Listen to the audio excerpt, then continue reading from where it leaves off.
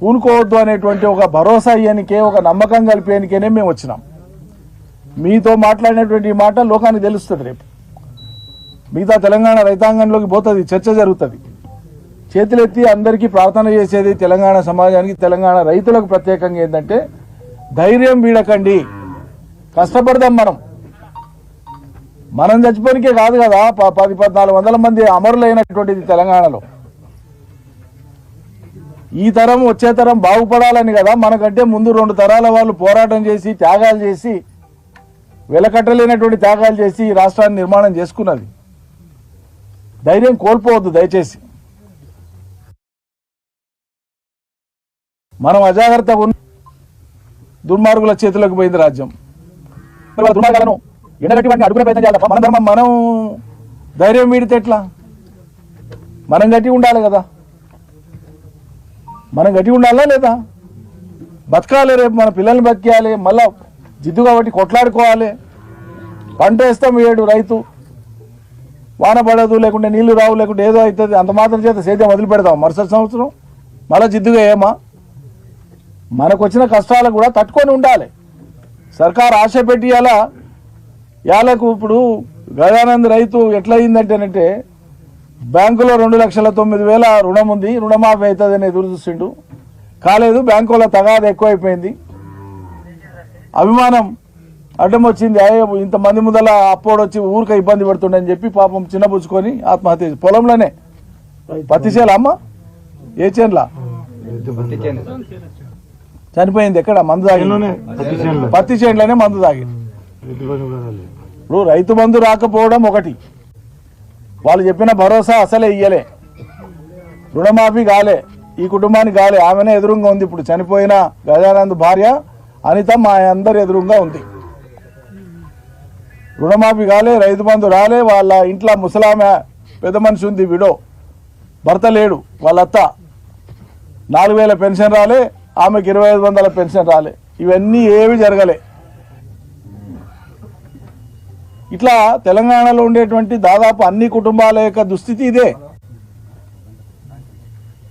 ఇటువంటి పరిస్థితులలో మనం ధైర్యం కూడగట్టుకొని ఉండాలి తప్ప, తెలంగాణ రైతులు కానీ ప్రజలు కానీ పోరాటానికే సిద్ధం కావాలి తప్ప, ఈ సర్కార్ని ఎండగట్టడానికే సిద్ధం కావాలి తప్ప, దయచేసి ధైర్యం ఎవరు కూడా వీడొద్దు అని అనితను పరామర్శించే టైంలో తెలంగాణలో ఉండేటువంటి లక్షలాది మంది సోదరిమణులకు సోదరులకు మా విజ్ఞప్తి. అది మేము వచ్చిన ఉద్దేశం, అది ప్రధానంగా. సరే, ఇవాళ రాష్ట్రంలో నిన్న సాయంత్రానికి 408 అని పేపర్లలో రాసింది, నేను చెప్పే మాట కాదు. నిన్న సాయంత్రం 7-7:30 టైంకు పెద్దలు జోగురామన్న గారు మాజీ మంత్రి వర్యులు ఫోన్ చేసి బేల మండలంలో అన్న ఒక రైతు ఇప్పుడే మందు తాగిండి, ఇప్పుడే చనిపోయినా అని చెప్పి, చనిపోయిన వెంబడే మాకు ఫోన్ చేసి ఈ ఆత్మహత్యలు ఆగాలి అని చెప్పి రైతాంగం దగ్గరికి పోయి ధైర్యం కూడగట్టుకొని కలిసి ఉందామని చెప్పడానికి మేము బయలుదేరదామనుకుంటున్న సమయంలోనే మరో దుర్వార్త.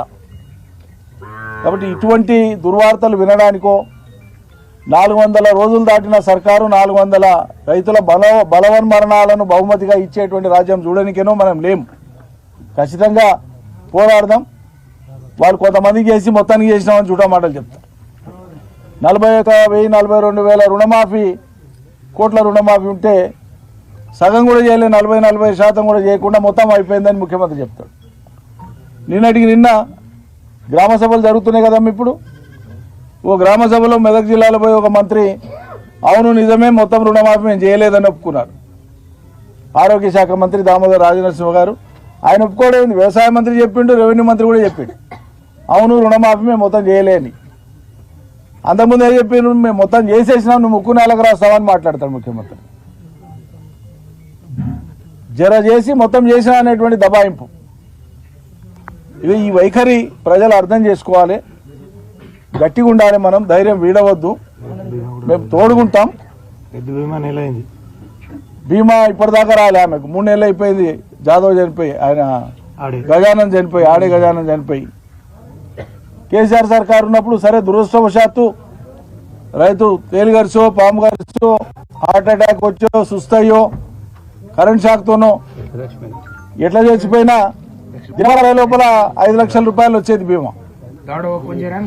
మరి అలా 3 నెలలు అయితే కూడా బీమా గతి లేదు, ఎప్పుడు వస్తుందో తెలియదు. రుణమాఫీ రైతు బంధులు అవుతాయా కావా తెలియదు, వస్తాయా రావా తెలియదు. అంతకుముందేమో రైతు నిశ్చితంగా ఉంటుండే యాళ్ళకి ఇది జరిగిపోతుంది అని. ఇవాళ ఏం జరుగుతుందో తెలియని అనిశ్చితి ఉంది. ఇగో ఈ తెలియని అనిశ్చితి, తెలియనటువంటి ఈ సందిగ్ధత మనిషిలో ఉండేటువంటి ధైర్యాన్ని పీకేస్తుంది. యాళ్లకు ఒడిపెట్టిన బువ్వ ఉంది, ఆడ గిన్నెలో ఉంది, లేకుంటే కుండలో ఉంది అంటేనంటే గంట లేట్ అయినా వస్తాం రా తింటాం, మా బువ్వ ఉంది అనే నమ్మకం ఉంటుంది మనిషికి. అంతే కదమ్మా, మా బువ్వ ఉంది ఇప్పుడు తయారుగా అంటే గంట లేట్ అయినా పోతాం తింటామని ఉంటుంది అనేటువంటిది ఉంటుంది కదా. ఇగో ఆ స్థితి ఉంది ఇవాళ తెలంగాణలో. దయచేసి మీరు అందరు ధైర్యంగా ఉండాలి. సోదరికి కూడా మీరు గ్రామస్తులు కొంత తోడుగా ఉండండి.